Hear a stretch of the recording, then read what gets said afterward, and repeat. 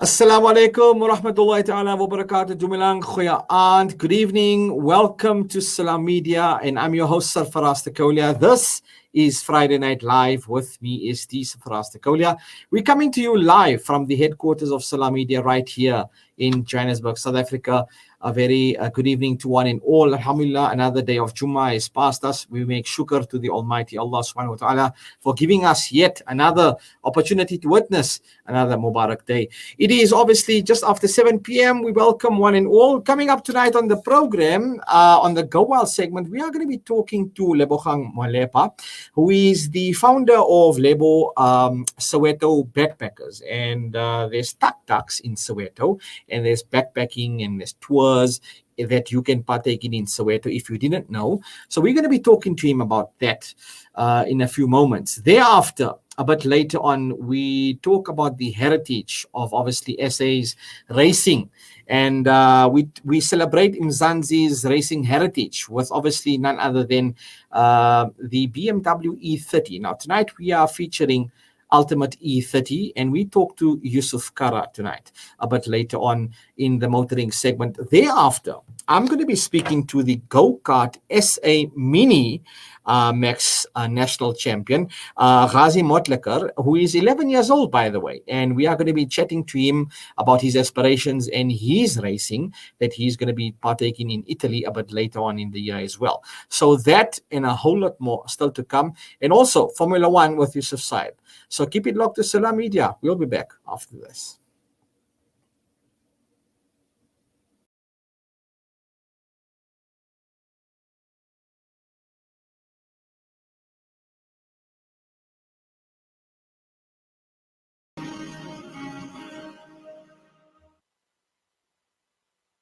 Osman's Taj Mahal Spice and Rice. For over 80 years, Osman's Taj Mahal have been perfecting the art of the perfect blend of spices, pure, aromatic, and well-seasoned. Spices to tantalize your taste buds. From creative cuisines to gastronomical gourmet goodies, from exotic odors to traditional dishes, Osman's Taj Mahal have remained synonymous with quality spices and condiments. Taj Mahal rice, beans, and lentils. Try our range of chili bite mixes, rose and ilachi syrup, our quick and easy biryani pack, and our traditional range of spice blends. Osman's Taj Mahal. There is no substitute for quality. A strip of land with over 2 million people blockaded for 13 years. Healthcare is on its knees, food is scarce, and water is inadequate. COVID has wreaked havoc in the lives of the people of Gaza. 53% of the population live below the poverty line. 80% of Gaza relies on external aid to survive. And 20,000 children are now orphans. The future is bleak. Please, don't forget Gaza. Donate now to Islamic Relief. Salam Media, a global voice for humanity. Okay, welcome back. It's now 5 minutes after 7 p.m. and time for the Go Wild segment. Now, tonight we're talking about backpacking and camping in Soweto. And tonight we speak to Lebogang Malepa, who is the founder of Lebo Soweto Backpackers. Now, obviously, you can experience a unique personal experience of Soweto. Now, to talk to us a bit more about exactly what they offer, we welcome the founder of Lebo Soweto Backpackers, Lebogang Malepa. Good evening, Faraz, and good evening to your listeners too.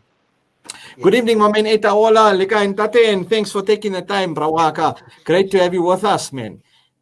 Hey, Tadaso, sharp. Why it's a Kiriebo, yes, man. This is how we do, obviously, representing the south of Joburg and the heritage. Now, Lebo, there's so much I want to talk to you about. I'm intrigued by the tuk-tuk tour and the walking tour. But first things first, obviously, the inspiration behind this backpacking and camping venture and this walking tour of Soweto. People have a misconception when it comes to Ikasi, the lifestyle, it's a fast-paced life, Akir. So where did this all begin for you? Where did this journey start? Yes, thank you again. This journey, started, late in 1998.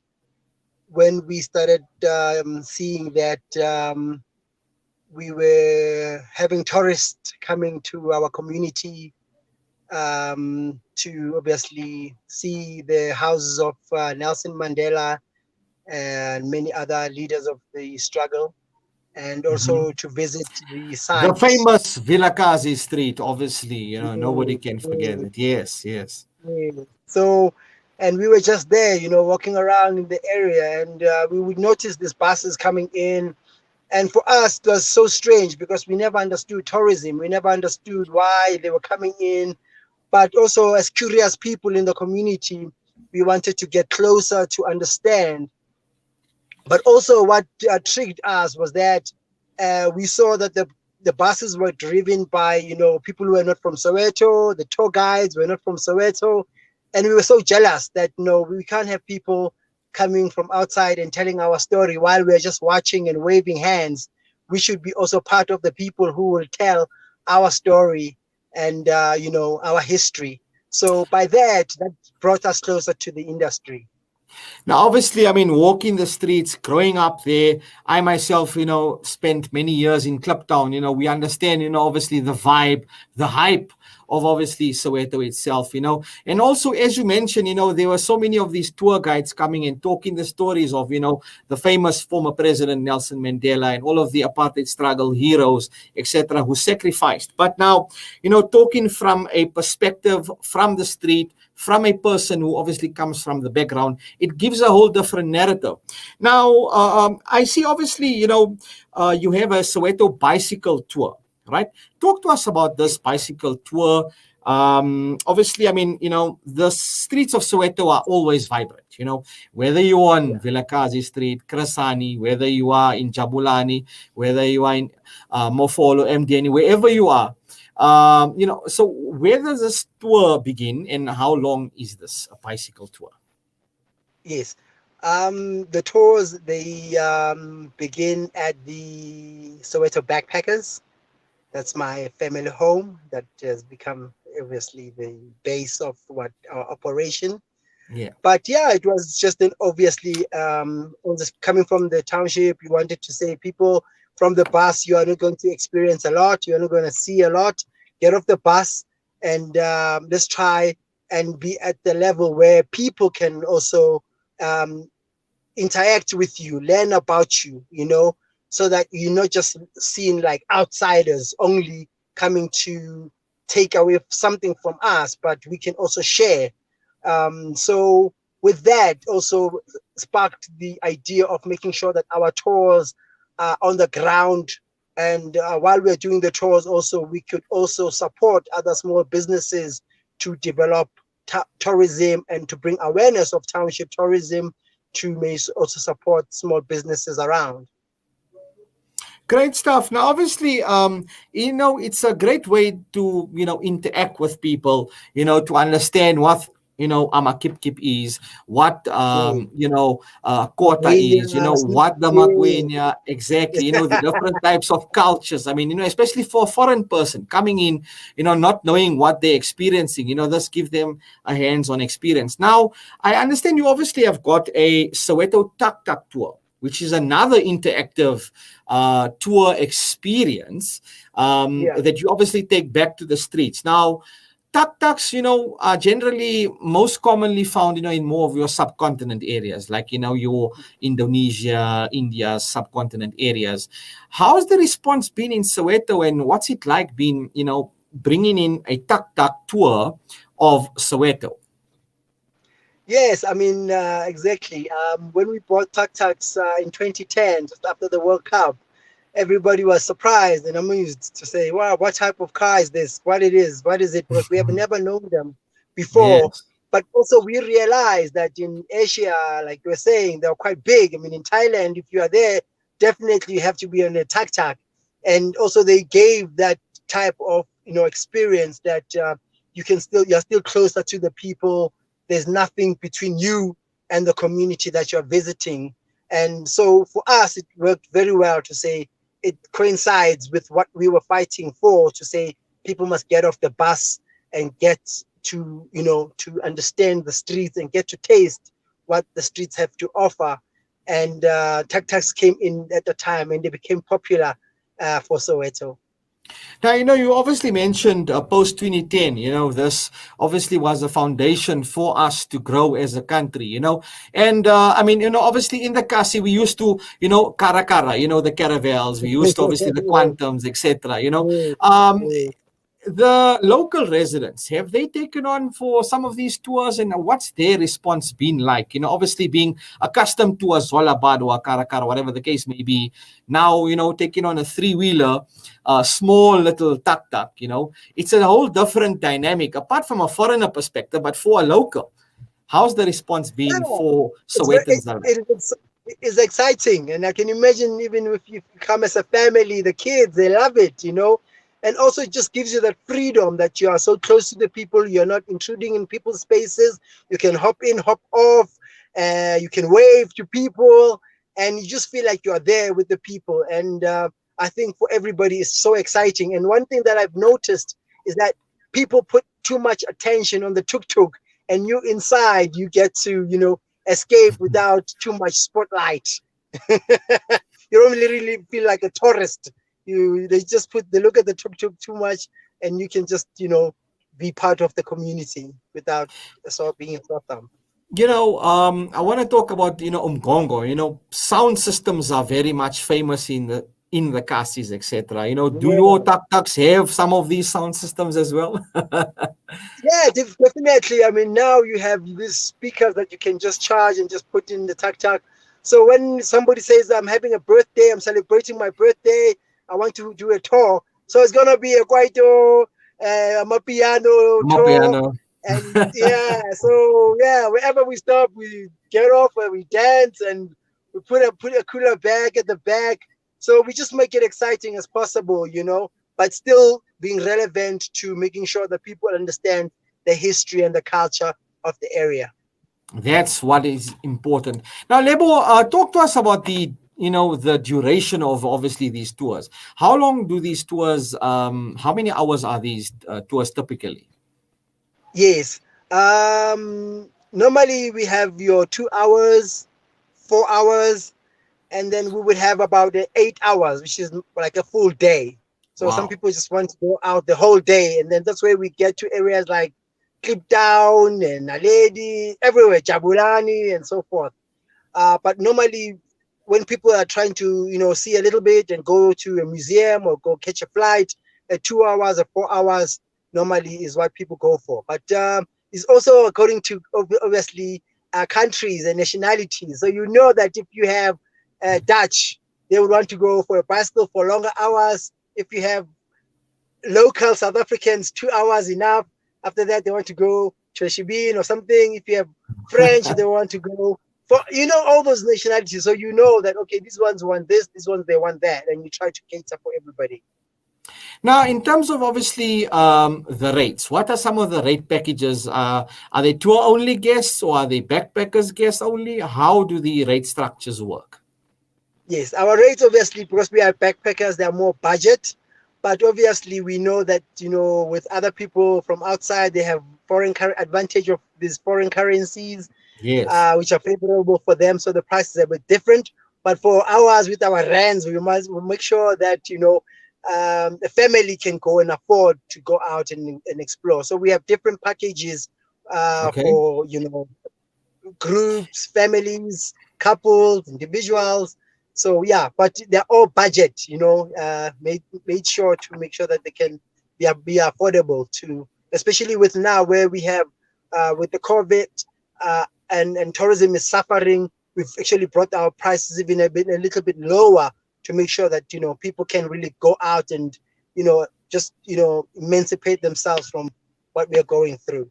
From quarantine and still be able to get out there. That's what the main thing is. Out. One thing I would say is obviously I think a necessity would be a sunblock, obviously going on a tour during the day, because obviously in a tuk-tuk or being on a backpack, obviously sunblock. What would some of the dress codes be for people who want to partake in these tours, etc.? Yes, normally we say, it's nice to be on sporty or casual, especially shoes. It's always important to have comfortable shoes, if you're cycling, it's good to also have, pants, or that you are able to, you can lift your legs. And we do a little bit of walking, we do a little bit of, off-road. So it's always good to make sure that you're dressed comfortably. You can bring a hat, we have helmets, we've got sunblock, you can bring your own, we've got water stops, and we have a lot of stops in between. So it's not very hectic, it's really fun. And we make sure that, we don't put people too much in the sun. So wherever we stop, we'll find a shade. But it's quite easy, friendly. Doesn't even if it's raining, we are able to even go out, because we know we have certain stops where we can stop and, still continue and experience the area.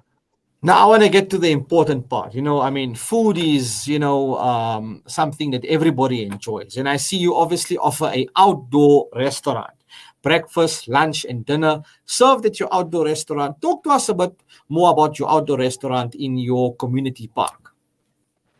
Yes. So then our community park, we have our food garden. So we started growing different vegetables, herbs, and we were so much inspired by the Indian cuisine, and we wanted to make sure that we can bring all the spices, we can bring different vegetables, and we can experiment with food, and we can expose possibilities of what we could do with food, and how we could make sure that food play a very important element in the township or a South African experience, because we knew that if you could make sure that you can give some people something to taste, it's a whole complete experience. So the outdoor experience was actually beautiful, because people could learn how to cook, could see how the food is cooked. The food is coming from our garden, is freshly cooked, and it gives you also that atmosphere of being within the community again, because you're in the park, so kids are passing by. You still feel like you are part of the community.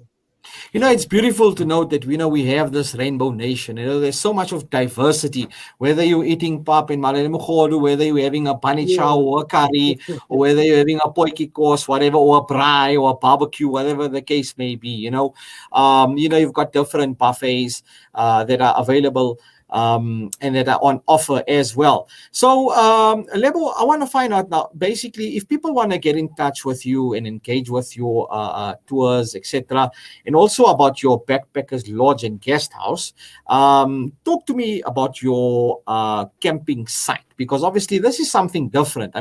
It's not every day or every week you hear the day, I went camping out in Soweto. There's always the stigma that Soweto is the Kas, it's the Lokshin, whether you... obviously, it's heritage. For us living in the south of Joburg, we understand that. But a camping site in Soweto, this is very different. Oh, yes, definitely. I love the outdoors. So I made sure that part of that experience also is to make sure that when people are sleeping, they can hear the sounds. There are no gun sounds. It's so peaceful. So camping obviously came in when we got this park, and we obviously got more land, which obviously was a dump site. After cleaning it up, we could eventually develop it as a campsite. But this one was more especially targeted to the local market, because sometimes we felt that maybe people could not meet the prices that we have, or maybe you don't want the experience of a house where you could be at your house, but you want something different. So camping would give you something different, and definitely it has done that, because it gives you something different about Soweto, which you never expect to be camping in Soweto. But definitely the standards are still the same as you would have been in Limpopo, you would have been anywhere.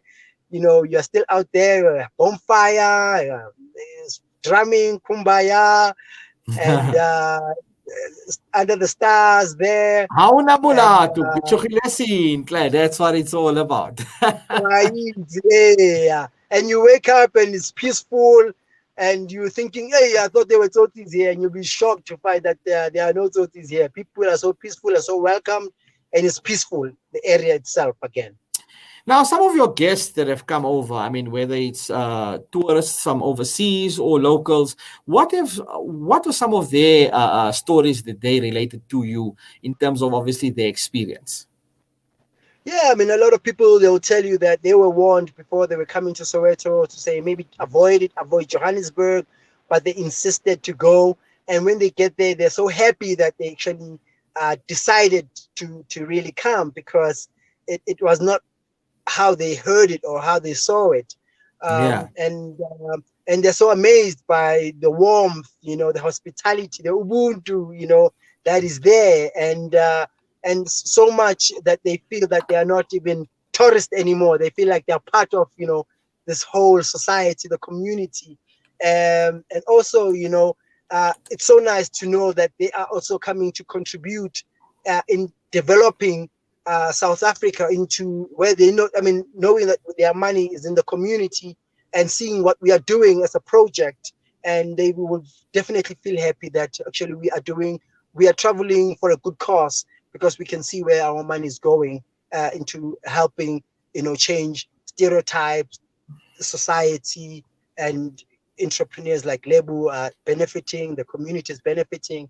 So it gives a good feeling to many of Hey, our guests when they come Shayata into it. fool, Baba. Hey, that's the man. It's I like the, better. it's all about the energy. Now, Lebo, I want to talk about your volunteering opportunities that I see that you have available. For people who want to volunteer, how do they go about, and what is available for your volunteer work? Yes, obviously we have different packages. We work with communities, we work with community NGOs, projects, but mostly tourism students. So yeah, if anyone says I'm an artist, I want to come and help out with something, it's always we are always, it's a community, so we are everything is possible. Everything is there, and people are willing to engage. We last time we had guys said we want to come and coach a soccer team, and that was possible. So anyone who has something or anything that they feel that they can contribute with, we are always welcomed, because we are such a big community, and there's so many things that we would love to catch up on. So we are welcome to that. And obviously, we're having accommodation, we're able to host, and we have different packages depending on the duration of time that people want to spend with us. And then we can make anything possible. Lebo, in conclusion, before I let you go, your special offers that are available, I understand obviously on the 29th of March, I understand human rights couples outing as well, perhaps. And then when is your Soweto tour special going to be taking place? Yeah, especially on the weekends. This long weekend, the next weekends, mostly weekends. That's where we have, because we know that the streets are buzzing, everybody's outside. So Yeah. normally we try to do something special to package them. But definitely any day. I mean, it works for us. We work every day, 24 hours, so we can always make sure that we bring a Friday on a Monday. Awesome stuff, man. Now, Lebo, for people who want to engage with you, where do they get hold of you? What's your links and Yeah. your socials? Yes, the socials are Soweto by Bike on Instagram and Twitter, Facebook, Lebo's Backpackers, website, Soweto Backpackers. But yeah, you just Google Lebo's Soweto or Soweto Backpacker, Soweto Bicycle Tour, Soweto Tuk Tuk Tours. You find us. Or just Same. go the best backpackers in South Africa. We come up there. Awesome stuff. Thank you, Morware. Lebo Malepa, we thank you Internet. so much for your time, and we hope even though we are in this COVID pandemic and this lockdown situation, things will be a bit more at ease, and people do come out and explore and experience Soweto as they haven't had. Thank you so much for your time tonight. Have an awesome evening, man. Take care. Thank you very much. Thank you. Salute. Cheers. Salud. Betlawon. That's Lebo Malepa, who is the founder of Lebo's Soweto Backpacking. Wow, man. I mean, you can go camping in Soweto. I mean, go onto the website. It's really interesting. It's called SowetoBackpackers.com. Go check them out. They've got special offers. There's so much that's on offer here. I mean, they've got a couples outing, a family getaway. They got an Easter camp. They got a Soweto outing, a camp package available as well. Wow, man. There's so much stuff to do just on your back doorstep. Anyway, it brings us now to 7:30 p.m. on the dot.